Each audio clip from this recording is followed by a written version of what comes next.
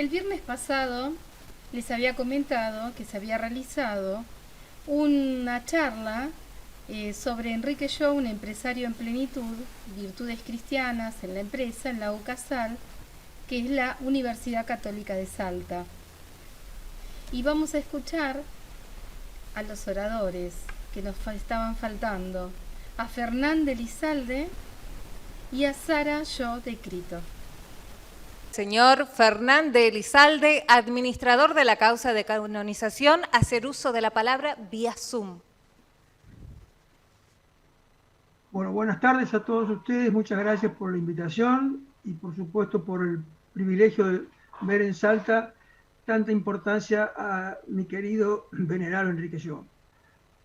Explicándolo primero, les diría que el tema no es un proceso jurídico normal, sino que es un proceso administrativo. El derecho canónico obliga a que todo lo que se haga por el sistema de ellos de derecho canónico deja de ser un tema donde yo puedo apelar, o yo puedo oponerme, o puedo presentar otras cosas. Es decir, ellos son los del derecho canónico los que definen. Y de alguna manera eso es un tema central que a nosotros nos costó muchísimo en la etapa inicial. Entonces, una vez que uno empieza la causa, el trámite es relativamente largo porque requiere mucha documentación, pero es un trámite que termina una vez que toda la documentación que se hace en la parte diocesana donde muere la persona involucrada, en este caso Enrique murió en Buenos Aires, eso se lleva a Roma ya aprobado para que se haga la fase diocesana. La fase diocesana tiene varias partes, pero termina con dos cosas importantísimas. Revisan todo lo que se hizo en la de Buenos Aires, en el caso de Enrique Shaw fue Buenos Aires, y una vez hecho eso, hacen lo que se llama una positio, que es una suerte de nuevo resumen para que los teólogos y los cardenales evalúen cómo fue el caso presentado, con o sin adicionales de preguntas y de pedidos de aclaraciones, para definitivamente después elevar la conclusión al Papa. Por supuesto, si la conclusión es positiva, el Papa va a terminar con la declaración del venerable en el caso de Enrique Shaw, que es lo que acaba de ocurrir el sábado pasado. Y ahora sí, quiero entrar en la parte de Enrique Shaw específicamente, por la sencilla razón de que todo lo que es milagro se lo voy a contar ya como común, porque todavía estamos en el proceso previo a lo del milagro de Enrique Shaw, pero lo demás es sí novedoso. Y en alguna forma yo voy a contar así, ahí mismo, cómo yo fui cambiando mi vida por el proceso de entrar en una causa que yo no tenía ni idea de cómo se hacía. Yo no soy abogado, nunca jamás tuve mucho cariño por Enrique Shaw. Yo pensaba en ese estilo tan argentino de pensar que uno sabe todo, pero la realidad es que uno no sabe nada. Yo no lo conocía y hablaba como si lo conociera. La cuestión es que, por una casualidad, yo estaba trabajando en ACDE para una organización de un Congreso Mundial de Empresarios de UNIAPAC en Buenos Aires, y había un señor que rinde homenaje acá, Juan Cabo, junto con el cardenal Mejía, que Juan Cabo me tenía loco, me hinchaba para que yo lo ayudara con cosas de la causa de Enrique Shaw.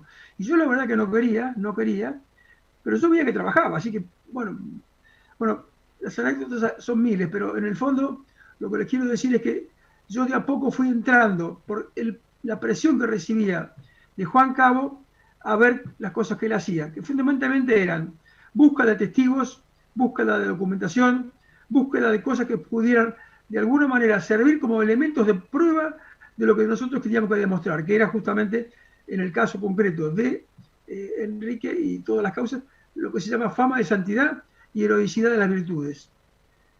En el caso particular de Enrique, nosotros teníamos aproximadamente 300, 400 testimonios, y fue impresionante como de entrada, inclusive en el momento de su muerte, ya había gente que hablaba de que era santo. Esa fama de santidad se fue extendiendo, pero cuando uno le dicen santo, a un laico, en una Argentina de hace unos cuantos años, donde todo el tema de santidad uno lo miraba por el lado de obispos, monjas, curas y no por laicos. Los laicos en general no tenían posibilidades de ser santos, o no se verificaba en cómo salía, digamos, los diferentes santos del mundo. Eran todos sacerdotes o monjas, pero laicos muy pocos. Entonces, cuando Juan Cabo, este señor Juan Cabo, que fue el que empezó con el proceso de Enrique John en ACDE, me empezó a convencer, yo empecé a recibir como mensajes, como cosas indirectas que me obligaban a pensar de una manera distinta. Yo lo llamé como una suerte de llamado vocacional, y me estaba pasando algo que yo no entendía bien, pero algo me estaba ocurriendo que no era Juan Cabo. Juan Cabo estaba representando a alguien que me pedía que yo me ocupara.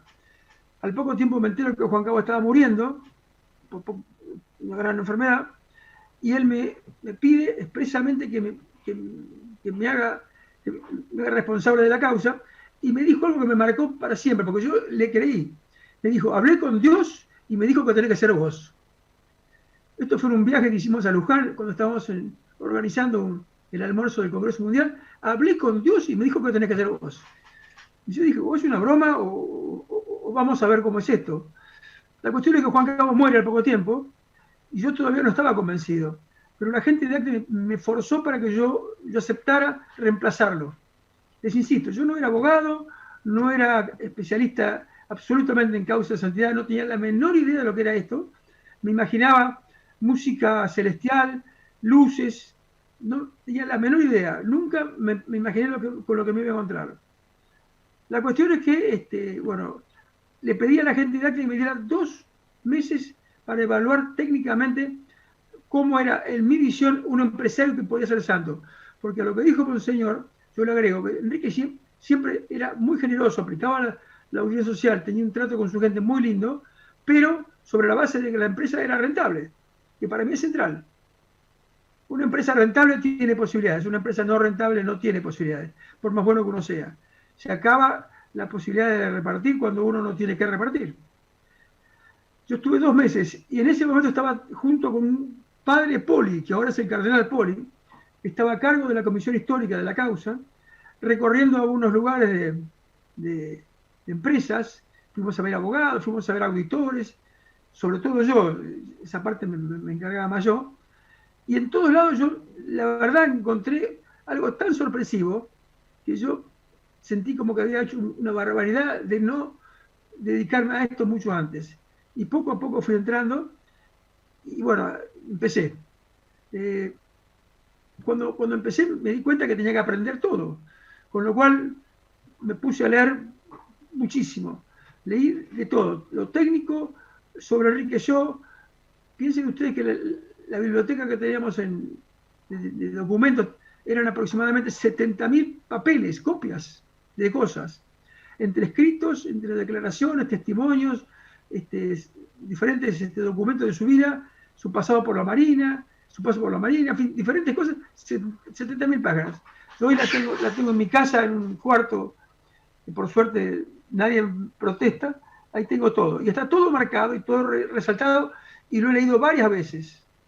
Bueno, realmente llegué a ser un especialista en el tema técnico y sobre Enrique Shaw, tanto que me animé a discutir con mucha gente que me hablaba como si supiera, y yo le decía no, y bueno, no es que yo quería ganar, pero de a poco fui primero sufriendo las inclemencias del no lo conozco, no me interesa, y hacer reuniones, íbamos nosotros y 2 o 3 personas más a escuchar, o 5 o 10, o sea, no iba nadie, no interesaba esto.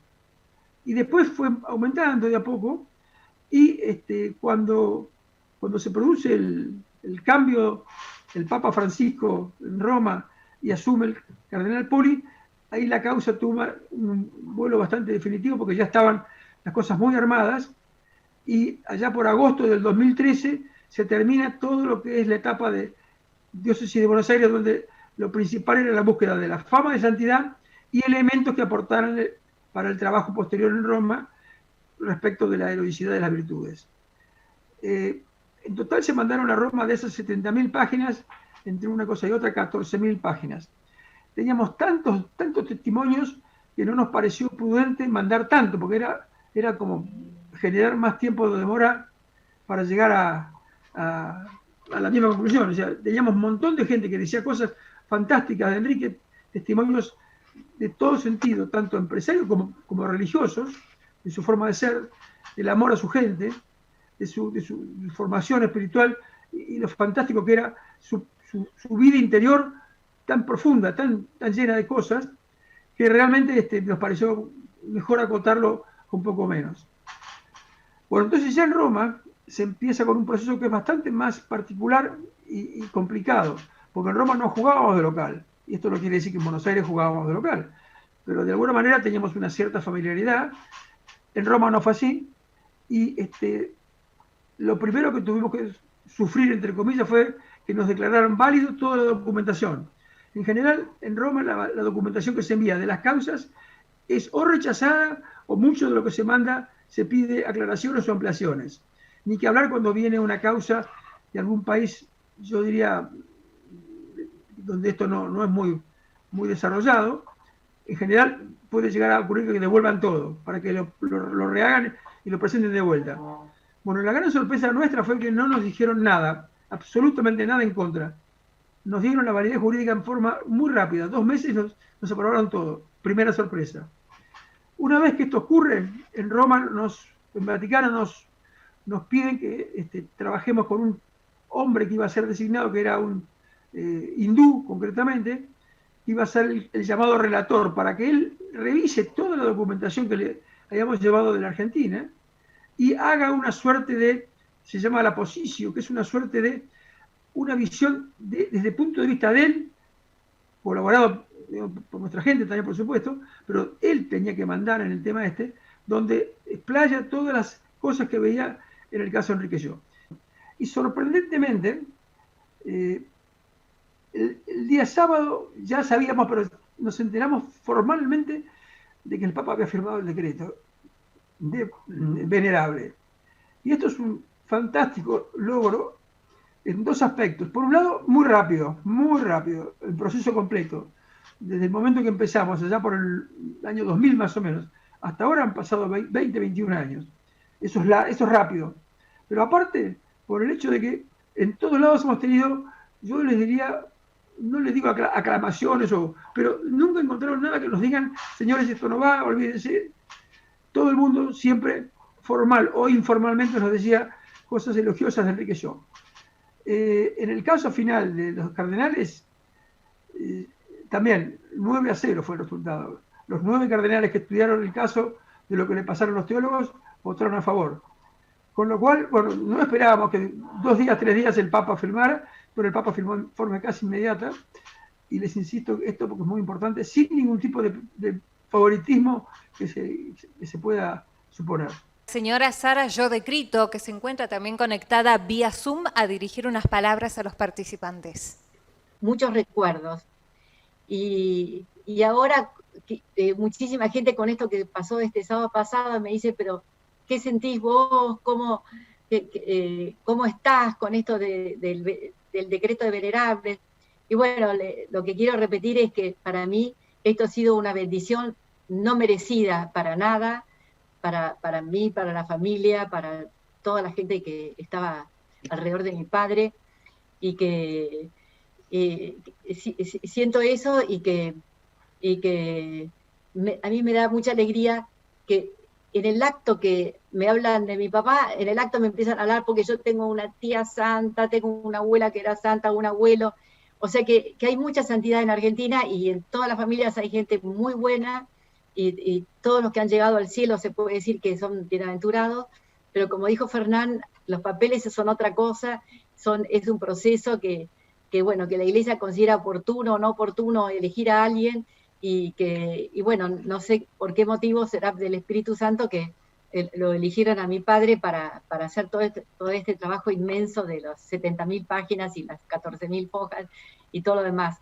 Que la verdad que fue mucha gente que trabajó mucho. Y casi todas las entrevistas de estos testimoniantes subrayan qué sonriente que era tu papá, así me decían, y porque se les pedía nada de adjetivos calificativos ni de opiniones, sino episodios. Entonces siempre empezaban, bueno, yo lo conocí en tal y tal lugar, y después decían, bueno, y tu papá era tan amable.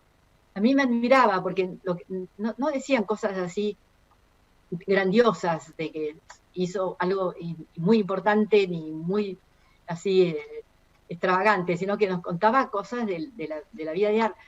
Por ejemplo, una empleada de Rigolos me decía que había alguien que barría la fábrica y que ella veía cómo cuando pasaba mi padre, porque mi padre caminaba por todos lados de la fábrica, no es que se escondía en una oficina para que nadie le lleve problemas, sino que él preguntaba qué problemas había y todo eso.